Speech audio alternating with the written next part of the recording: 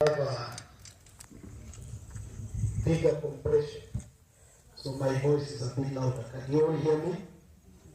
Okay. In case we feel there is a need for adjustment, we will do so.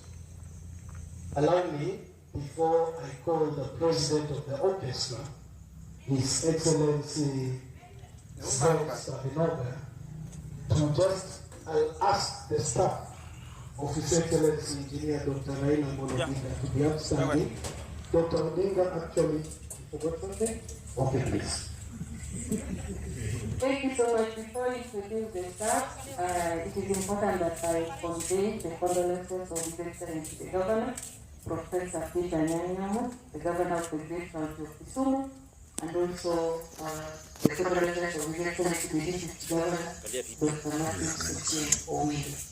So, you are most welcome.